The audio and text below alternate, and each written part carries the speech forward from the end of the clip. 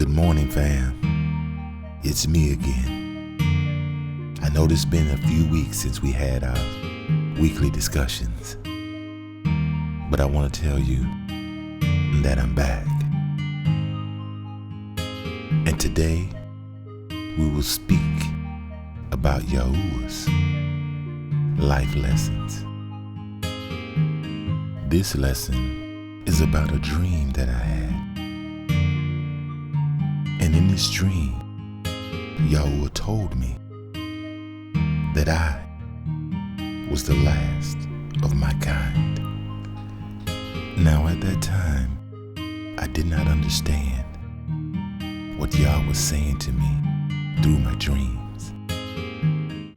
So I spoke with my godmother, and I asked her, after telling her what my dream was, and her giving me the interpretation so that I could understand what Yah was saying to me.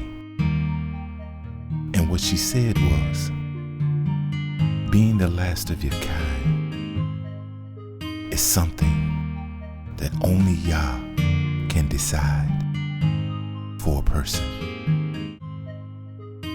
You know, Yah does work in mysterious ways. Sometimes He will give you the answer long before you ask the question.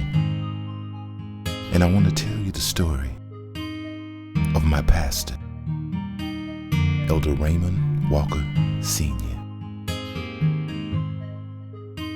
He was a simple man, a farmer at heart, and he would spend his days working in the fields, something that was common back in his time and even into mine. And the way that we built a relationship, many people may not have understood or even known that we had a relationship. But one day my mother asked him if he needed help because he was working the farm alone at that time, and he had no one or a companion to work with. So my mother, in all of her infinite wisdom, she volunteered me for that task. And I remember Elder Walker and I had our first meeting.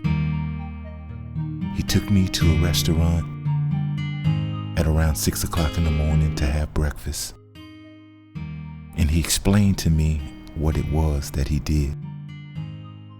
He told me that the hours that we would work would be from sunup to sundown.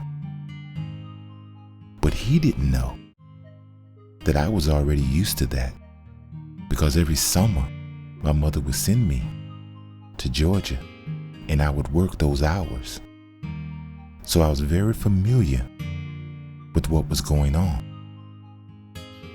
And as we sat there talking, I could see him sizing me up, because I wasn't a very big kid.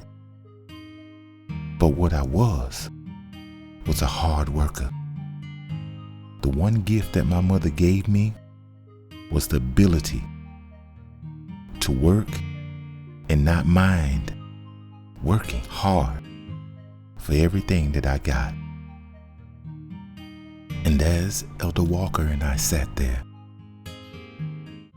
looking at each other and having this conversation, he told me that my pay would be $25 a day.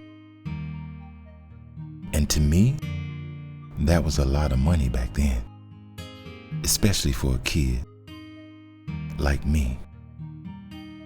But what I didn't know is the life lessons that I would learn from this man would go with me and stay with me for the rest of my life. I knew that he was going to test me to see if I could handle the work. So we left the restaurant that morning and we went to a field. And he showed me exactly what he wanted me to do. And at that time, I remember it as if it was yesterday. We were picking squash. And he told me exactly how he wanted it done. And then he said he would be back. And he did come back, a man true to his word. But it was 4 hours later. And when he saw the amount of work that I had completed in those 4 hours that he was gone, he was astonished. And he told me, I have grown men that have worked with me, and they couldn't even come close to what you've done. And it was at that time that our bond began to flourish. During this time period, it was before I met Harry. Every Saturday morning, Elder Walker would come and pick me up from the house around 5 or 5:30 in the morning. And we would always go to the same place to eat breakfast. And we would sit and talk. And then we would work all day. But here's what I learned from him. Everyone that he introduced me to, all of his farmer friends, they all had a respect for him that I didn't see with anyone else. And as a matter of fact, they did not curse around him. They did not talk about women around him. They didn't do anything that they felt would disrespect him as a man of Yah.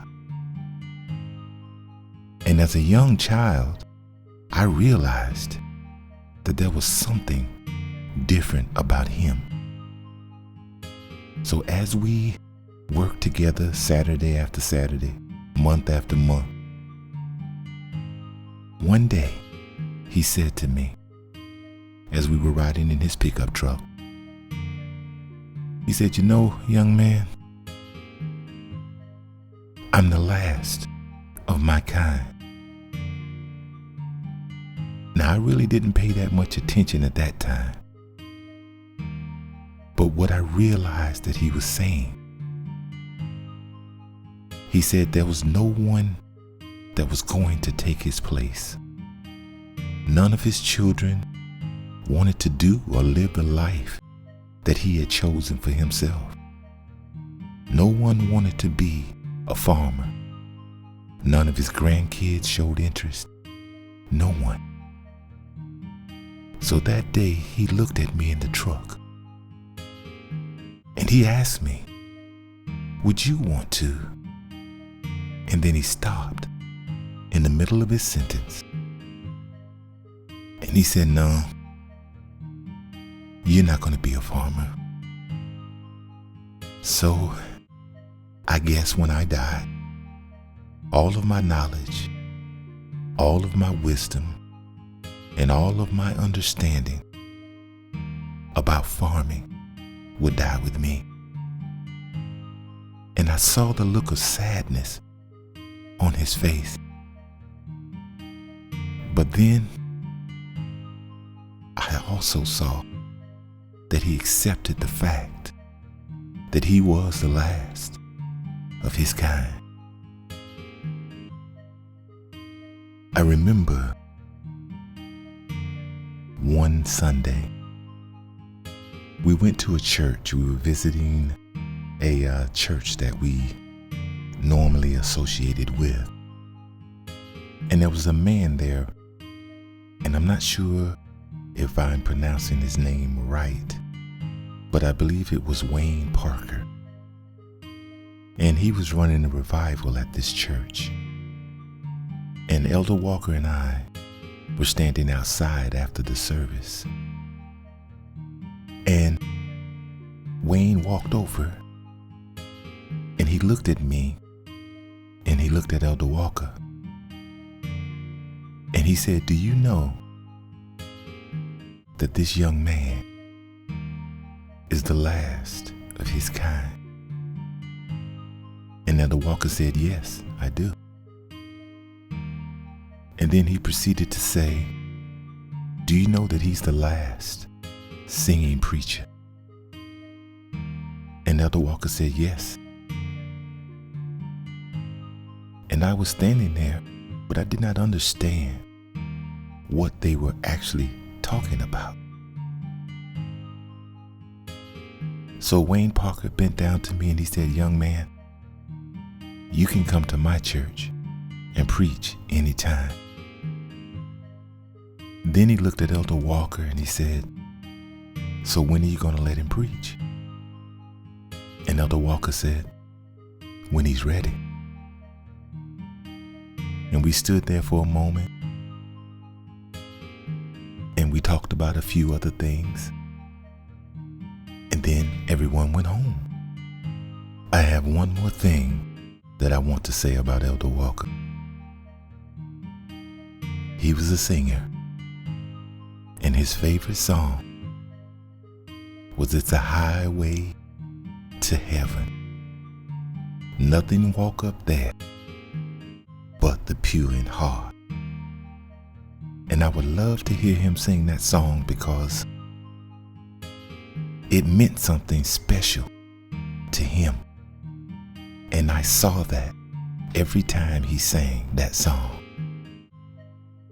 And to those of you that knew him, that song should have brought a smile to your face. Well, here's what I learned that Yahuah was saying to me, that many are called, but few are chosen. Throughout the scriptures, you will see that there were many times both men and women were chosen. And a lot of them were the last of their kind. And just to give you a few examples, in the Old Testament, Moses was the last of his kind. Deborah, she was the last of her kind. Solomon, he was the last of his kind. Listen, my brothers and sisters, I want you to understand something clearly from me. I'm not comparing myself to these great men and women of Yah. But what I am saying is that I believe I'm going to run on to see what the end is going to be. Well, my friends and family, we've come to the end of another life lesson. And I want to thank you again for listening and for supporting me throughout this whole time. And I pray that Yahuah cover you and bless you and your family in your going in and your coming out. In Yahuah's holy name, I pray. Amen. And don't forget to like, share, and subscribe to this channel. And don't forget to listen to these 3 songs. They will be a blessing to your soul.